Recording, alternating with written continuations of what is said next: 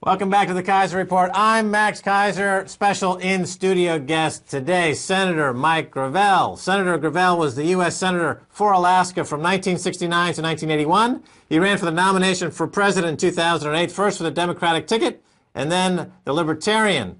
He is the author of Citizen Power Mandate for Change and devotes his time advocating direct democracy initiatives. Mike, welcome to the Kaiser Report. Thank you for having me, Mac. I want to talk to you about 1971 when you read the Pentagon Papers into the public record from the floor of the Senate. Now, how was that received at the time by your fellow senators, and how would you relate that to WikiLeaks today? What WikiLeaks is doing today is better than what we were doing with the Pentagon Papers. The Pentagon Papers was the history of how three presidential administrations had lied to the American people about going in to Vietnam and then staying there and killing, 3 million Southeast Asians, 58,000 Americans. And I want to say, Max, they all died in vain. Vietnam is still a communist country, has most favored trading relationship with us. You can buy Baskin-Robbins, Kentucky Fried Chicken, and in either Hanoi or Ho Chi Minh City. Okay, so WikiLeaks, again, now it's been attacked financially, something kind of a financial blockade, something new in this digital globalized world by major corporations like PayPal and Visa who've cut the company off from the financial grid. So it's something back in the Pentagon Papers day they couldn't have done because the system wasn't designed as such. But these corporations now can push a button and excommunicate an entire organization who's not been charged with anything. They just decided on a corporate basis it's convenient for them to get rid of them. It's the government that's pressuring these institutions to do that. So they're doing the bidding of the government. But where do you draw the line between the government and corporations, Mike? I mean, I don't. Okay, so we can't really say it's not the one government. and the same. So these major corporations, Visa, MasterCard, the people supplying the predatory lending into the system, they're controlling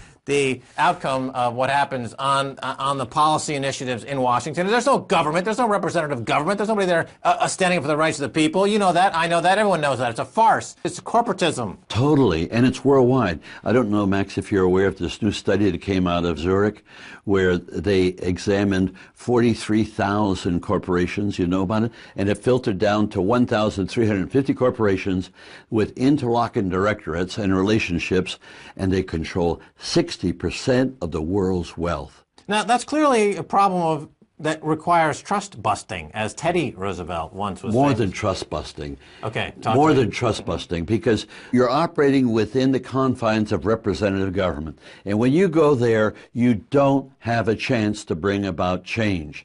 You want to bring about change, you've got to bring the people into the operation of government independent of representative government, so that the people can make laws. There's only two venues for change. One is the government, wherein the problem exists. The other is with the people. But the people need procedures to act upon the knowledge they have, and that has to be procedures that permits them to be lawmakers.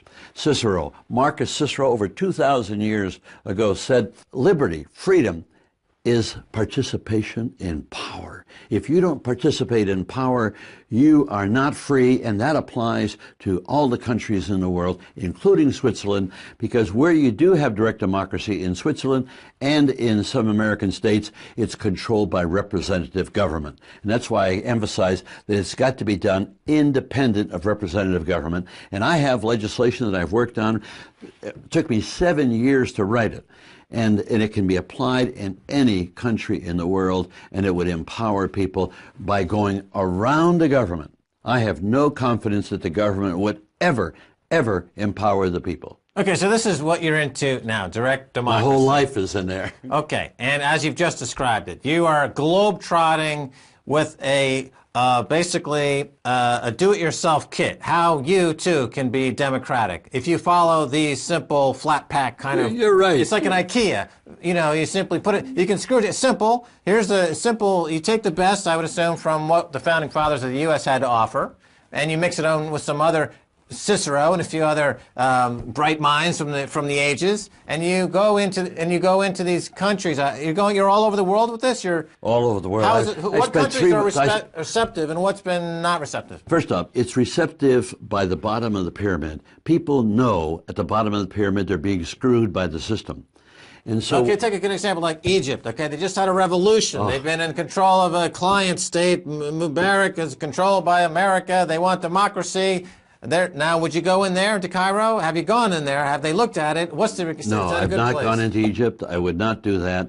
Egypt is controlled by the military, and our military controls their military because we've been feeding their military $2 billion a year. But where does our military not control some country somewhere? Where can you go? I mean, some Fiji or some island in the Caribbean. And where is it not? Disneyland and Euro? Where is it not controlled? To tell you the truth, I don't know where to go. And that's the reason why I'm so concerned. Because we saw you on the street here. We said, hey, that's Mike Gravel. What's he doing down there? He's trying to get democracy started. We said, come on up and be on the show. Here you are. So in other words, you can't get this message out. I promised the Occupy group in Switzerland, Zurich, that I'll come back next spring, and what they'll do, they're supposed to be taking a vote. And if they decide they want to do it, what I can do is I can read your Constitution, French Constitution, German, and turn around and take this legislation that I've drafted, and I can tweak it for your Constitution and then give it to you, and then you go out on the street and get the people to vote for it. You don't go to the government. You go around the government, you ask the people. And here's where the rubber hits the road, and that is when the people vote for this. That means the majority of the people in France, if they wanted to be empowered to make laws, they would then vote, not sign a petition, not respond to a poll, actually vote. And we count the votes, and they're registered.